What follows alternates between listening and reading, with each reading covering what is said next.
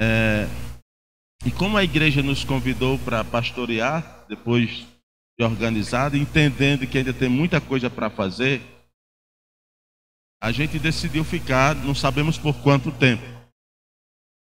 E esperamos que Deus nos mostre claramente, porque gostamos muito de jardim. Começando pelo clima, né? Gostoso, quase o tempo todo, é lá na serra, né? Então é bem fresquinho. Tem uma época lá que, se brincar, chega ali 10, 8 graus, né? E fica bem frio mesmo. Geralmente maio a julho. Pois bem, minha esposa, acho que os irmãos já conheceram, Dona Lourdes, não sei se ela quer ficar em pé ali para só fazer assim. Ela tá com mais coragem do que eu ali, né? Pronto. Nós temos 2 filhos, obrigado, filha. Nós temos 2 filhos, a Abigail e o Paulo, e que nos ajudam muito também no ministério, né? A parte de música lá na igreja eles ajudam, já tem outros irmãos também ajudando nessa área, mas eles são bem dinâmicos, assim, quase eu não me preocupo mais com, ao sair para um culto ao ar livre, por exemplo, né? Não me preocupo com nada, eles arrumam tudo, né? E na hora a gente só entra no carro e sai, graças a Deus por isso. Então, mas no início era bem difícil, né? Porque a gente não tinha eles. Mas eu louvo a Deus pela vida dos meus filhos também. Estamos lá em Jardim há 17 anos e alguns meses. Somos casados, eu estava tentando contar os dias também ali, viu, irmão? 29 anos, fez 18 de dezembro, né? E aí tem que contar aí, né, irmão? 18 de dezembro, né? Para 18 de janeiro, um mês, né? Então vai ser 29 anos, um mês e acho que 9 dias, mais ou menos, né? As horas aí é impossível eu saber. Só o pastor Irineu mesmo, né? Que tem essa capacidade. Pois bem, foi me dado esse tema então, né? Servindo ao meu cônjuge como a Cristo. Vou começar com algumas perguntinhas de retórica, né? Por exemplo, quanto do meu amor eu devo devotar a Cristo? Eu vou tirar a retórica, a pergunta de retórica. Na sua concepção, quanto do meu amor eu tenho que devotar a Cristo? Quem pode me responder? Quanto do meu amor eu tenho que devotar a Cristo? Todo amor. Quanto da minha vida eu devo devotar a Cristo? Toda a minha vida. Quanto do meu tempo eu devo devotar a Cristo? Todo o meu tempo, né? Afinal a Bíblia diz: quer comais, quer bebais, ou façais outra coisa qualquer, façam tudo para a glória de Deus. Agora, outra pergunta interessante, aí você não precisa me responder, né? De fato, devotamos todo o nosso amor para Cristo? De fato, devotamos toda a nossa vida a Cristo? Todo o nosso tempo a Cristo? O nosso tema, então, é muito pertinente. Ele deve nos fazer pensar o quanto temos nos devotado a Cristo. E isso deve nos levar, na verdade, isso pode nos levar a um grave problema, que é: de que maneira estamos servindo a Cristo? Vou lhe fazer outra pergunta bem simples. Eu pergunto: quanto tempo você tem tirado para um tempo de qualidade com Cristo? Durante a semana, você tirou um tempo para ler a Bíblia, para orar, assim, tempo de qualidade mesmo, meditar na palavra, não aquela meditação que você olha para cima, abre a Bíblia, né, e mete o dedo lá e vê e está lá: pois Judas se enforcou, né? Cai.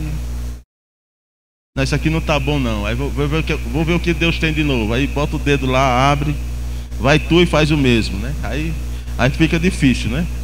Não é esse tipo de devocional. É um tipo de devocional com qualidade, fazendo perguntas para o texto. Um tempo realmente para você conversar com Deus, Deus conversar com você através da palavra. Quantas vezes por semana você vai ao templo orar? Ou adorar? Geralmente nós batistas temos 3 cultos, né? Quarta-feira, domingo de manhã e domingo à noite. Aí você disse aqui, devemos devotar todo o nosso tempo a Deus. Durante a semana, se são 24 horas por semana, nós temos por volta de 168 horas semanais. Esses cultos devem durar 1h30 cada um, vai dar 4h30 por semana. E a gente ainda acha que é muito, ainda falta quarta-feira, o culto de oração, né? Às vezes quando vai no domingo de manhã, aí faz igual o católico, já fiz minha obrigação, não vai no culto à noite. Ou quando vai de manhã, não, tenho que fazer minha obrigação, né? E cultuar não é obrigação. Então estou tentando levar você a entender a importância desse tema, servir ao meu cônjuge como a Cristo. Então, em primeiro lugar, você tem que pensar, como é que eu estou servindo a Cristo? Tá? Você tem consciência que você deve devotar todo o seu tempo a Cristo. Você tem consciência que deve devotar toda a sua vida a Cristo, todo o seu amor a Cristo. Mas é isso que você tem feito? O que nós temos feito? E às vezes que nós vamos ao templo, irmãos, nós vamos com alegria, como o salmista, né, diz: alegrei-me quando me disseram, vamos à casa do Senhor. Mas muitos crentes vão dizer como? Oh, rapaz, hoje é dia de culto. Bem que eu queria assistir o Vascão jogar, né? Ou não sei se essa lei é vascaíno, né? Mas o Flamengo jogar não é grande coisa, né? Mas vamos lá.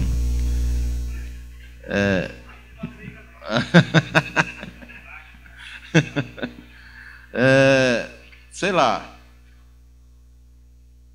Não sei se ainda tem irmãs que vê novela, não sei, né? Mas tem umas que dá tudo para assistir o final da novela, né? Hã? Para, né, irmão? Pois é. É desse jeito. Então, irmãos, como é que a gente vai para a igreja? É com alegria ou só com desencargo de consciência, assim? Não, se eu não for, o povo vai notar, o pastor vai notar, eu vou. É melhor não ir, não é verdade, irmãos? Quer dizer, é menos mal, não é que é melhor. É menos mal não ir, porque a pessoa está indo pela motivação errada. E nós temos que amar a Deus sobre todas as coisas e fazer as coisas com alegria. O grave problema, então, do nosso tema pode nos levar é este: se muito de nós formos servir ao nosso cônjuge como servimos ao Senhor, acredito que o nosso casamento está fadado ao fracasso. Estou certo ou estou errado? E talvez seja o caso de alguém aqui. Serve a Deus assim como se fosse um peso, mas deveria ser uma alegria. A irmã falou de privilégio, servir. E é um privilégio. Mas infelizmente a gente vê como um peso muitas vezes. Ah, hoje é dia de culto, tem que me aprontar. Até às vezes a gente, como pastor, irmãos, está tão cansado que a gente diz, já confessei isso para minha esposa: se eu fosse um crente comum, talvez eu não fosse na igreja hoje. Estou sendo sincero, não posso ser hipócrita, né? Mas, irmãos, nós temos que entender que o nosso Jesus, Ele nos amou de uma tal forma que deu sua vida por nós. E o melhor que nós podemos fazer é viver para Ele. Então, como você está servindo a Cristo? Eu sei que a ideia aqui é isso que nós falamos no início. Se Cristo merece todo o nosso tempo, toda a nossa adoração, toda a nossa vida, todo o nosso amor, é desse jeito que eu tenho que me devotar também para minha esposa. Eu sei que a ideia é essa, né? Mas infelizmente, volto a dizer, não é assim que todos veem o amor a Jesus. Eu não olhei a hora que eu comecei, mas vou calcular mais ou menos aqui. 15. Pronto. Esse tema, então, me levou a uma conclusão. O modo com que eu trato ou sirvo ao meu cônjuge revela o modo com que eu sirvo ao Senhor.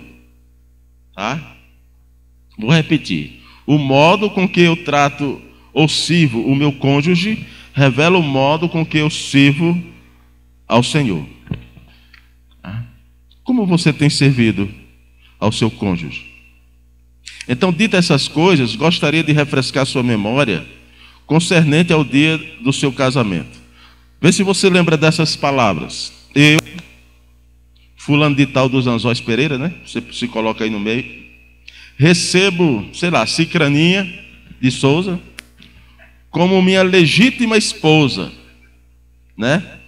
Para cuidar, olha só, você prometeu, e amar desse dia em diante, na alegria ou na tristeza, na riqueza ou na pobreza. Por exemplo, eu é só na pobreza por enquanto, né? Na riqueza, eu não sei quando é que vai ser, né? Na saúde ou na doença, até que a morte nos separe. Quem daqui já ouviu isso um dia?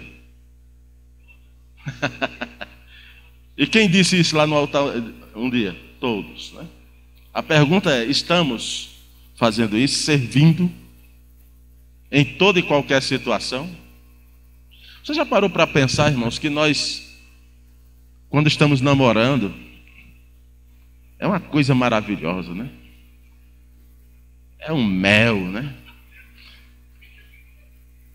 Camarada, eu me lembro a primeira vez que eu fui encontrar minha esposa, né? Ainda para falar namoro. Ela atrasou uns 40 minutos. Eu já estava para ir embora, né? De repente ela apareceu. Demorei? Não. Mas hoje, se ela demorar 10 minutos, o que é que está fazendo? Vamos, né? A gente perde a paciência, não sei porquê. Quando está namorando é desse jeito, né? Não é não? Porque a gente não está pronto a aceitar a outra pessoa do jeito que ela é. E é interessante que você faz isso com os outros. Se você for com alguém num lugar, a pessoa demorar, que você nem conhece, e você espera, você fica sem paciência, mas espera. E a pessoa, rapaz, desculpa aí porque eu demorei. Não tem problema não. Mas se é a esposa, eu não venho mais. Estou certo ou não? É assim. Nós precisamos, irmãos, mudar esses conceitos na nossa vida, né? Porque essa que está do nosso lado, às vezes nos enche o saco, como nós enchemos o saco dela também, né? Mas é quem vai ficar conosco até o fim, né? Se são crentes verdadeiros, entenderam a promessa feita lá no altar, os filhos vão e essa pessoa é que vai ficar do seu lado. E eu costumo dizer que tem gente que não presta atenção a isso e fica dormindo com o inimigo dentro de casa, né? Porque quando os filhos vão embora, e aí o problema que ele criou durante toda a vida? Então zele pelo seu... Obrigado, irmão. Zele pelo seu casamento, né? Cuide da sua esposa. Não estou dizendo que a gente não vai ter problema. Qual é o casal que não tem problema? Mas nós precisamos, irmãos, aprender a nos perdoar e continuar servindo um ao outro com alegria. Pois é, todos nós aqui presentes um dia proferimos essas palavras. E esse que sai do seu lado, essa que está do seu lado, ouviu essas palavras de você. A pergunta é: temos cumprido essas promessas que fizemos lá no altar? Temos de fato cuidado um do outro em toda e qualquer situação? Homens aqui presentes, será que sua esposa poderá dizer que você tem cumprido bem a sua promessa feita no altar, no dia da cerimônia do casamento? Não responda não, por favor, irmã, fique calado, viu? Mulheres, será que seu esposo pode dizer que você é aquela companheira que tem cumprido cabalmente as promessas feitas no dia do casamento? Né? Então, pensa nisso. O não cumprimento das promessas feitas ao seu cônjuge talvez não seja o resultado da sua falta de comprometimento com Cristo, ou talvez seja, melhor dizendo, né? A falta de comprometimento com Cristo, porque lá a gente faz diante de Deus e de várias testemunhas. Logo quando eu cheguei em Jardim, pouco tempo depois, uns 2 anos, se converte um rapaz parece muito alegre e tudo.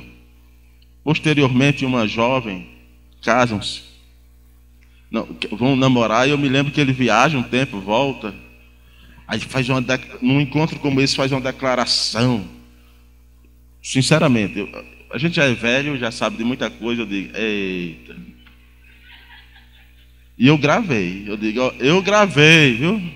Está lá por casa. Mas o que esse camarada tem aprontado com essa menina não é fácil. Vai ser até excluído no próximo domingo, né? Por infidelidade. Né? Porque, irmãos, palavras ditas por um crente, promessas feitas por um crente, precisa ser cumprida. Principalmente com o que diz respeito ao casamento. Nós precisamos cumprir aquilo que prometemos, porque nós não prometemos só diante de pessoas. E se tivéssemos prometido só diante de pessoas, já era uma grande responsabilidade como testemunho cristão. Nós precisamos cumprir porque nós prometemos diante de Deus. E tudo aquilo que nós falamos, a Bíblia nos diz que nós prestaremos conta diante do Senhor. Então, se você foi precipitado ou precipitada, problema seu, mas você fez promessas diante do Senhor. Cumpra. Afinal, Deus nos manda amar a nossa esposa como Cristo amou a igreja.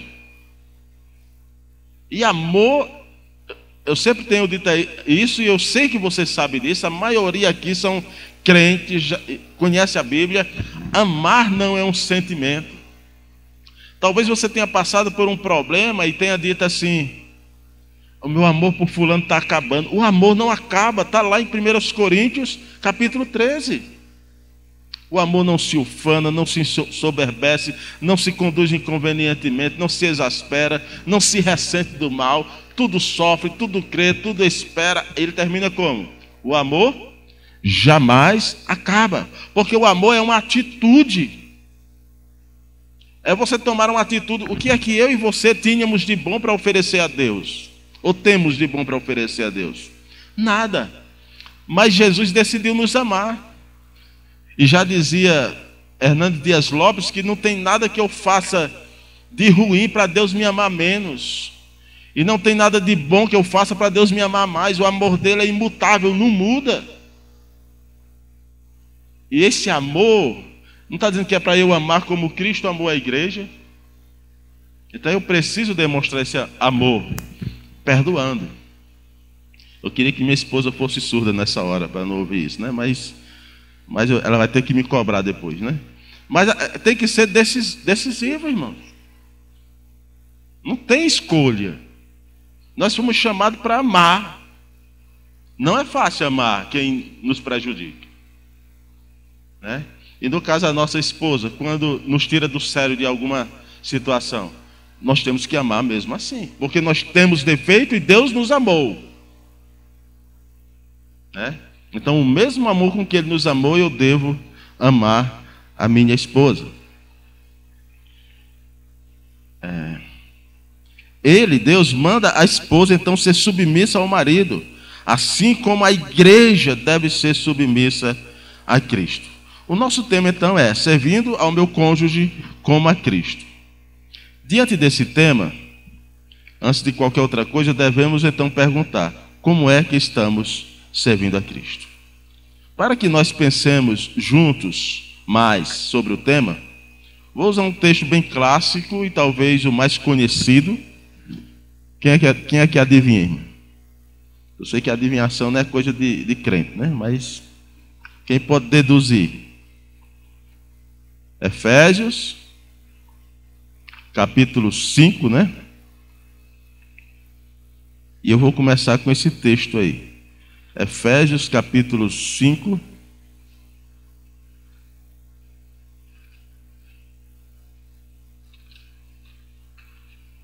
versículos 22 em diante. Eu vou ler o texto, vou fazer assim, irmãos. Se der tempo eu chegar numa parte aqui dos homens sobre liderança, aí eu vou deixar para eu conversar com os homens sobre isso, né? E à noite eu faço uma recapitulação do que a gente falar agora e também uma recapitulação breve do que nós falamos com os homens e eu concluo falando para todos vocês. Pois bem, versículo 22. As mulheres sejam submissas ao seu próprio marido como ao Senhor. Tem homem que ama esse versículo, né? Porque o marido é o cabeça da mulher, como também Cristo é o cabeça da igreja, sendo ele mesmo o salvador do corpo. Como, porém, a igreja está sujeita a Cristo, assim também as mulheres sejam em tudo submissas ao seu marido. 25. Maridos, amai vossa mulher, como também Cristo amou a igreja e a si mesmo se entregou por ela, para que a santificasse, tendo-a purificado por meio da lavagem de água pela palavra, para apresentar a si mesmo igreja gloriosa, sem mácula, nem ruga, nem coisa semelhante, porém santa e sem defeito. Assim também os maridos devem amar a sua mulher como o próprio corpo. Quem ama a esposa, a si mesmo se ama, porque ninguém jamais odiou a sua própria carne, antes a alimenta e dela cuida, como também Cristo faz com a igreja, porque somos membros do seu corpo. Eis porque deixará o homem pai e mãe, e se unirá à sua mulher, e se tornarão os dois uma só carne. Grande é esse mistério, mas eu me refiro a Cristo e à igreja. Não obstante, vós, cada um de per si, também ame a própria esposa como a si mesmo, e a esposa respeite ao marido. Amém? Só beber um pouquinho dessa água.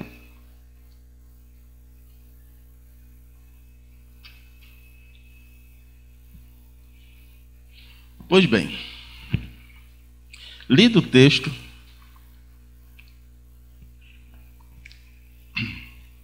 digo que esse texto está inserido numa seção aí da epístola de Paulo aos Efésios, que no meu ponto de vista começa lá no capítulo 4, versículo 1, e vai até o capítulo 6, versículo 20.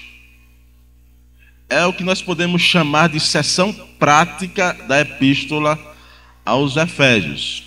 Paulo ele sempre faz isso nas suas cartas, talvez exceção de Filipenses, que é uma carta mais pessoal, mas em quase todas as suas cartas ele faz isso. Ele começa tratando de alguns temas doutrinários, teológicos, e termina falando da parte prática de tudo aquilo, nos mostrando que teologia e prática precisam andar juntos, né? O capítulo 4, então, começa com o apóstolo exortando que os seus leitores vivam de modo digno da vocação a que foram chamados. Se você puder voltar para o capítulo 4, ele diz: rogo-vos, pois eu, o prisioneiro do Senhor, que andeis de modo digno da vocação a que fostes chamados. Que vocação é essa? Quando eu continuo lendo e chego no versículo 4 desse mesmo capítulo, eu observo que Paulo diz que nós fomos chamados numa só esperança. Veja só, versículo 4. Há um só corpo e um espírito, como também fostes chamados numa só esperança, e ele diz, da vossa vocação. Tá? Então, numa só esperança da nossa vocação. Daí eu entendo que essa vocação é a vocação de fazer parte de um povo especial, cuja pátria é o céu. E nessa vocação fazemos parte de um corpo. Bebemos de um mesmo espírito. Você vai ver isso até o versículo 6. Deixa eu ler para você. Versículo 2. Com toda longanimidade e mansidão... com humildade e mansidão, com longanimidade, suportando-vos uns aos outros, esforçando-vos diligentemente por preservar a unidade do Espírito no vínculo da paz. Há somente um corpo e um Espírito, como também fostes chamados numa só esperança da vossa vocação.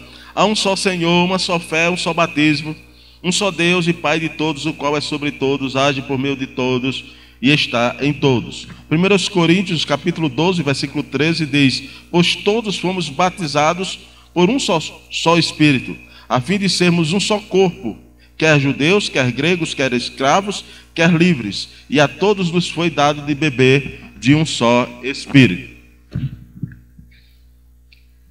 Então temos a mesma vocação, a gente entende aí, né? Céu, o mesmo Senhor, a mesma fé, o mesmo batismo, o mesmo Deus, o mesmo Pai. E se a gente pula lá para o capítulo 5 e 22, e vemos ali uma ordem para a mulher ser submissa ao marido, então com isso não pense os homens que a mulher é inferior a você, porque a Bíblia diz para ela lhe ser submissa como esposa. Não, pois nós somos do mesmo povo, da mesma vocação, bebemos de um só Espírito. Então pense que Paulo está falando à igreja assim, todos esses conselhos é para a igreja, mas o que ele está querendo mostrar para mim aí é: todos somos iguais, ninguém é superior a ninguém. Agora, assim como dentro da igreja tem funções diferentes, mas embaixo você vai ver, nós daqui a pouco vamos ver isso aí, né? Que ele institui profetas, pastores, doutores, evangelistas, né? Visando o aperfeiçoamento dos santos. A gente pode pegar esse princípio e aplicar para o casamento. Deus fez homem e mulher, ambos são imagem e semelhança de Deus. Como crentes, nós pertencemos ao mesmo corpo, ao mesmo povo, temos o mesmo Senhor, o mesmo Deus. Então eu não sou mais importante do que a minha esposa, para fazer dela minha escrava. Eu só tenho função diferente dentro do casamento, e minha esposa tem função diferente. Assim como cada um tem função diferente dentro da igreja, assim como os membros do nosso corpo têm funções diferentes, mas todos trabalham em comum acordo, comandado por nosso cérebro, também dentro da família. Ninguém é mais importante do que ninguém, mas existe uma hierarquia estabelecida por Deus que deve ser observada, né? O grande problema dessa palavra submissão é que as feministas, elas odeiam, porque não entendem o que é isso. A submissão é a ideia de estar numa mesma diligência, com o mesmo propósito, mas com um papel diferente. É a ideia de uma pessoa que é sócia de outra. E se eu sou sócio de uma pessoa numa firma, eu jamais vou querer a destruição dessa firma. Mas eu sei que numa sociedade tem o majoritário e o minoritário, né? Alguém que vai estar lá dando as ordens, mas também vai ouvir a opinião dos outros. E vai dar a última palavra. Porém, isso não o faz melhor do que ninguém. Então, nessa sessão que leva pelo menos esses 3 capítulos, existem conselhos para a boa harmonia na igreja. E dentro desses conselhos, princípios que podem muito bem ser aplicados à vida conjugal. E o primeiro princípio nós vamos encontrar no versículo 4 do capítulo 4. Não, no versículo 3. Acho que eu errei a referência aqui. Só um momentinho que eu acho rapidamente. 4 e 3 que eu coloquei aqui. Certo. Então, o primeiro princípio: se esforce diligentemente para manter a harmonia no lar. Se esforce diligentemente para manter a harmonia no lar. O versículo 3 do capítulo 4 diz: esforçando-vos diligentemente por preservar a unidade no espírito, no vínculo da paz. Então Paulo, falando à igreja, está dizendo aí para que cada um se esforce para manter a unidade. Aplicando isso à família, vamos ver lá no capítulo 5, versículos 31 em diante, né? E lá no antepenúltimo dos versículos, ele vai lembrar aquela palavrinha lá de Gênesis: deixe homem pai e mãe e una-se a sua mulher, tornando-se os dois o quê? Uma só carne. Isso não é união também, irmãos? Isso não é unidade? E é interessante que essa palavra, uma só carne, irmãos, literalmente poderia ser traduzida assim: cimentados. Uma coisa que é cimentada junto, que não pode ser mais separada.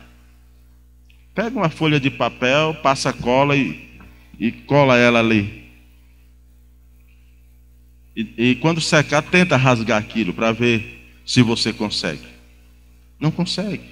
Aos olhos de Deus, quando um homem e uma mulher se casam, eles estão cimentados, estão colados. Eles se tornaram uma só carne. Eu sei que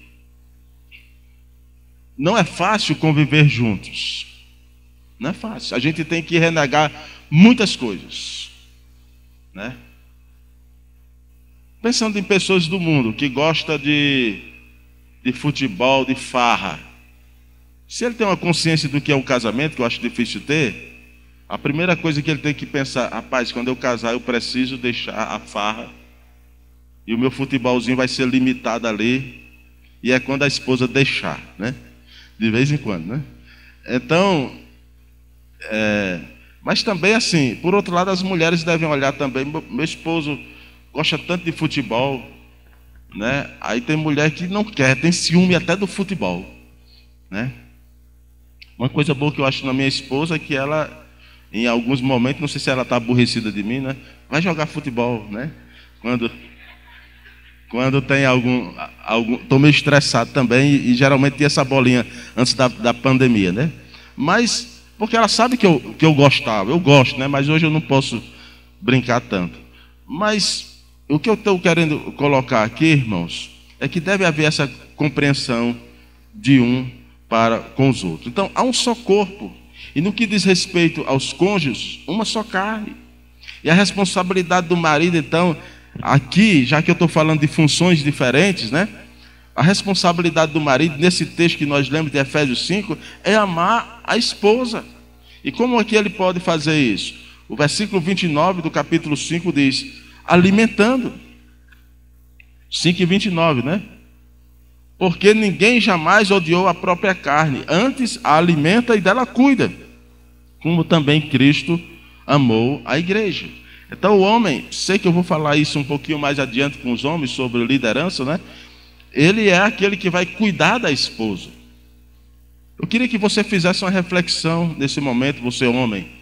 Como é que eu estou cuidando da minha esposa? Eu tenho observado, sei que para o homem isso é mais difícil, né? As necessidades dela, o homem não presta muita atenção a nada, né? Às vezes a pessoa tem que dirigir o homem para ele ver algumas necessidades da esposa e do lar. Mas presta mais atenção à tua esposa, o que ela está precisando. Eu sei que a nossa esposa às vezes é muito compreensiva. Eu espero que seja o seu caso também. E às vezes está precisando de uma coisa e vê as finanças que não tá boa e dizer: não é agora, não estou precisando, não precisa. Mas se você vê que sua esposa precisa e você pode fazer isso de alguma forma, mesmo com sacrifício, faça. Seja uma roupa, seja, sei lá. Porque de primeiro você via a sua esposa lá no namoro toda cheirosinha e toda produzida, mas ela gastava muitas vezes para isso. Eu vi um humorista dizendo que quando casou foi para a lua de mel, quando chegaram lá no quarto do hotel, a mulher começou a tirar as sobrancelhas, né? Os cílios, unha. Ele começou a se assustar, né? Às vezes a mulher se produz e precisa gastar. E mulher custa caro, muitas vezes, né? Tem até um pregador aí que ele disse que mulher gosta de carinho, né? Sapato carinho, vestido carinho, né? Então, eu digo, mas a gente precisa olhar para essas situações, irmãos, e agradar. É uma maneira da gente servir a esposa, dela se sentir bem, né? Eu sei que a esposa no casamento é muito controlada com finanças, mas às vezes a gente quer dar e ela não quer, né? Chegou um tempo que eu digo: eu não ofereço mais nada, né? Quando tu quiser, tu pede, né? Mas assim, porque às vezes a gente quer dar, não precisa, né? Porque tem esse controle. Então, irmãos, mas olhe, tem coisas que me faz lembrar algumas cenas engraçadas, né? Meu pai já tem 90, ele é do ano de 26, né? Deve ser 97, né? E aquele homem rude, sério, e talvez ele vendo isso nos filhos, de agradar a esposa. Aí um dia ele chega com a sandália em casa e deu para minha mãe. Quando minha mãe pega aí, né? O que é que está acontecendo? Isso me fez. Nunca tinha feito, coitado. Aí a primeira vez que vai fazer, a esposa tem. Aí não tem. Eu sei que tem mulher que é desse jeito também, né? Tem umas reações meio estranhas quando acaba dar um negócio e diz: tu já foi gastar dinheiro? Não dá raiva, não, gente? Dá. Você dá com o maior carinho e aí chega lá a mulher: oxe, nós estamos precisando de outra coisa, vai comprar isso, né? Dá vontade de você não dar mais, né? Mas faça um esforço, não se porte, né? Ame, mostre. Um dia ela vai entender que aquilo é por amor que ele está fazendo. E alimentar, irmãos, eu penso que engloba não só a questão da comida, é alimentar também o carinho, né? Com afeto, com a palavra de Deus, que vamos falar já também. Ser liderança dentro do lar, de fato e de verdade. Isso é amor, verdadeiro amor, tá? Eu trabalhei com um rapaz, hoje ele não está mais na igreja.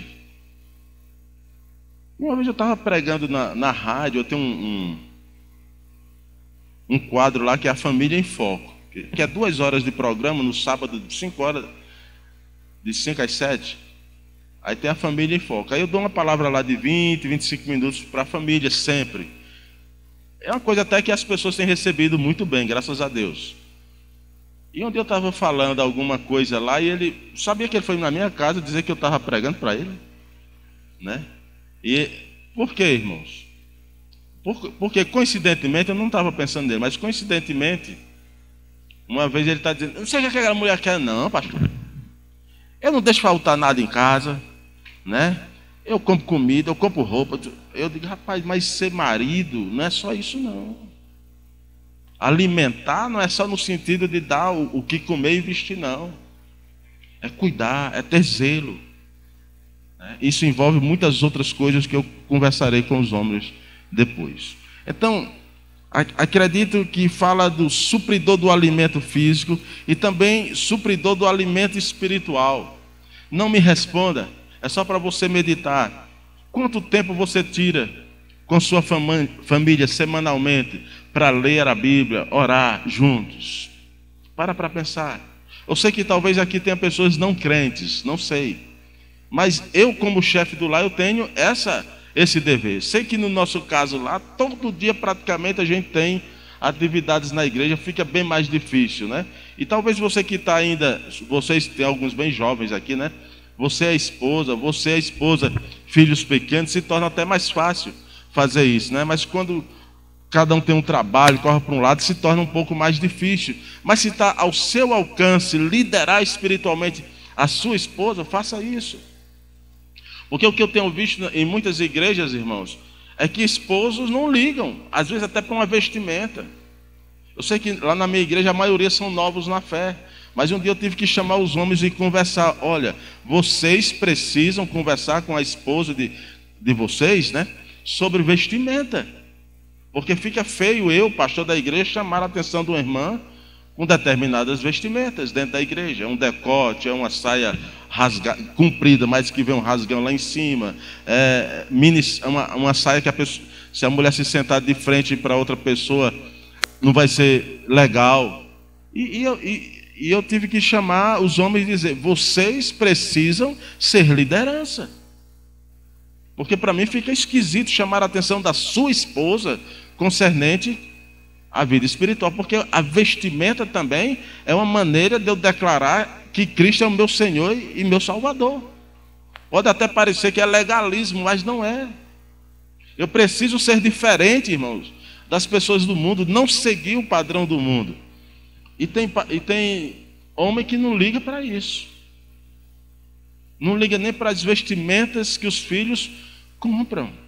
Fui conversar com outra pessoa e ela dizia assim, sobre a vestimenta de uma filha lá, que Ela disse, mas é ela que quer. Eu digo, mas o dinheiro quem dá não é você? Você não é dona da casa? Quem manda é você. Se ela quiser uma roupa diferente, então você diz, vá trabalhar e morar em outro lugar, ser independente. Porque muitas vezes nós temos que mostrar quem manda dentro de casa. Né? Mas se a gente deixa tudo aí de todo jeito, a gente não está sendo responsável e não estaremos demonstrando amor. E no que diz respeito à sua esposa, né, principalmente, demonstre amor para ela, cuidando dela também, principalmente na parte espiritual. Deus quer, de fato, te usar para isso. Veja que o texto de Efésios 5, ele vai falar aqui, ó, para que a santificasse, tendo-a purificado por meio da água, pela palavra, para apresentar a si mesmo igreja gloriosa, sem mácula, nem ruga, nem coisa semelhante, porém santa e sem defeito. Então a maneira de você demonstrar amor para a sua esposa é vê-la uma mulher santa. Agora, por favor, não vai chegar em casa talvez dizendo, não falei para você, mulher, né? E dar aquele sermãozão de santarrão. Não é isso que nós estamos falando. Eu acredito que você está me entendendo. É você com muito amor e com muito jeito tentar levar a sua esposa a compreender certas coisas. Eu não estava no script aqui não, irmão, mas, por exemplo, talvez eu seja quadrado para vocês, né? Mas eu vou dizer o que eu penso, né? Eu sou contra, por exemplo, uma mulher casada, está em rede social, tirando fotos, se exibindo, né? Fazendo biquinho. Ela está esperando o quê, irmãos? Elogios. E uma hora vai vir um elogio de um homem, e o marido não vai gostar. É um problema. E o esposo precisa conversar. Meu bem, não é bom você fazer isso. Você está se expondo. Está expondo a mim também. E a coisa que eu mais vejo são mulheres crentes fazendo esse tipo de coisa. Tem umas que até arrebitam o bumbum, né? E tira ainda. Está esperando o quê? Vindo de lá, em rede social, gente. E é o marido que tem que conversar com a esposa. Mas tem marido que vai lá, coloca, essa é a minha gata, ou coisa desse tipo, né? Em vez de chamar a atenção. Precisamos, irmãos, ter consciência de que nós não somos desse mundo. Nós precisamos dar um testemunho, seja onde for, inclusive nas redes sociais também. Tenha cuidado. Dirija a sua esposa. Você é o cabeça da igreja, né? Aliás, o cabeça da esposa, como Cristo é o cabeça da igreja. Oriente. Isso é amor. Cuide. E cuidar é ter zelo. Se preocupar com a santidade, orientar com sabedoria, e Tiago diz que quem quer sabedoria, peça a Deus, né? O versículo 29, aí do capítulo 5, diz assim: assim também os maridos devem amar a sua mulher como o próprio corpo. Quem ama a esposa, a si mesmo se ama. Você não cuida do seu corpo? Você não tem cuidado com o seu corpo? Cuide então da sua esposa. E eu vou terminar esse ponto, né? Ó. Se esforce diligentemente para manter a harmonia no lar. Assim como a igreja é um corpo, você com a sua esposa é uma só carne. E por isso você tem responsabilidade de amar a sua esposa como o seu próprio corpo, alimentando. Aí eu disse que acredito que isso fala de ser supridor do alimento físico e ser supridor do alimento espiritual. Cuidando, está no versículo 29. E esse cuidar é ter zelo.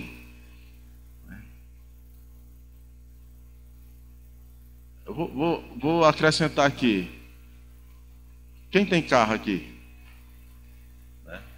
Quando alguém bate a porta com toda a força, você não tem, dá uma raiva, né? Um dia eu tenho uma irmã que bateu a porta com toda a força, e teve uma vez que eu sou meio brincalhão também, parece ser assim, mas eu gosto muito de brincar, né? Aí eu digo, vou esperar ela bater. Quando ela bateu, eu digo, irmã, abriu a outra aqui. Abri a porta. Aí ela, nunca mais eu bato essa porta, viu?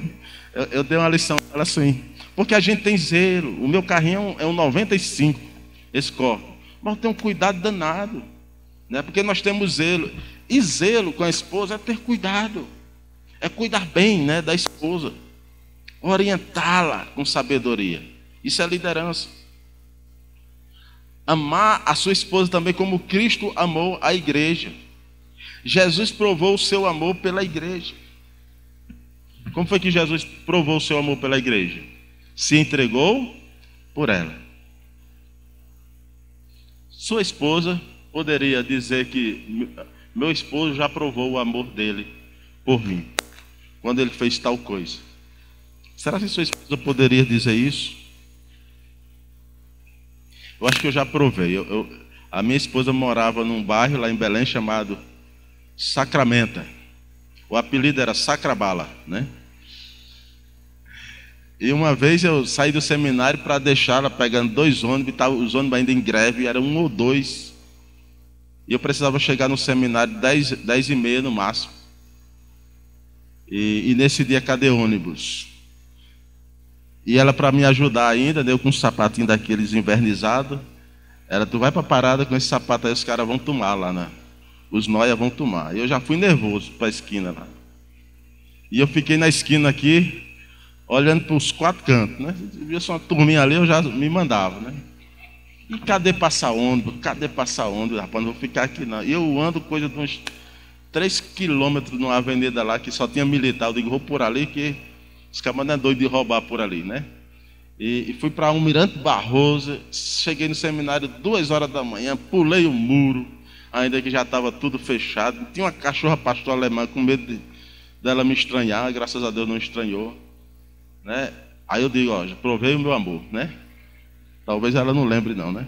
Mas eu sei que às vezes a gente faz essas loucuras quando namora, mas depois de casado, né? Pois não, irmão?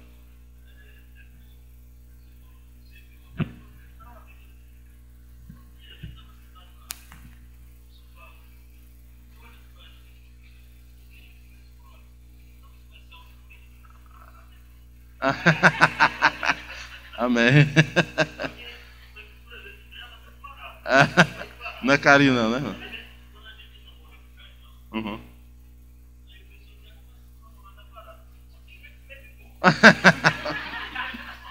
É. Pois é, né? Ainda bem, viu, irmão? Ainda bem, né? E tem uns que... Hã? Que diz que a esposa dele era uma namorada barata, só queria comer pipoca, né? Então, mas teve outra coisa antes lá, ali foi importante que os outros ouviram bem, né? Eu tenho um problema de audição, fica mais difícil também. Sim, pode usar o microfone. Se alguém quiser participar, fique à vontade também, viu, irmãos? Eu acho que não estou quebrando protocolo não, né, irmão? Com isso, tá bom? Pois bem, então ame a sua esposa como Cristo amou a igreja. E diz que ele não só morreu, mas ele está santificando, purificando, cuidando espiritualmente, né? Por meio da sua palavra. Então, você como marido, demonstre esse amor, amando, orientando e cuidando dela, principalmente na parte espiritual. Pois bem, eu acho que eu já gastei meu tempo, mas fica aí essas pequenas lições e depois a gente dá continuidade, tá bom? Vou só orar.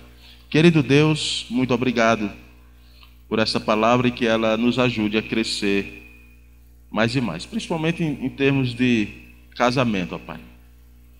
Te peço sabedoria para mim, para cada marido aqui, assim como para as irmãs também, e cada um se esforçar diligentemente para manter a harmonia dentro do lar.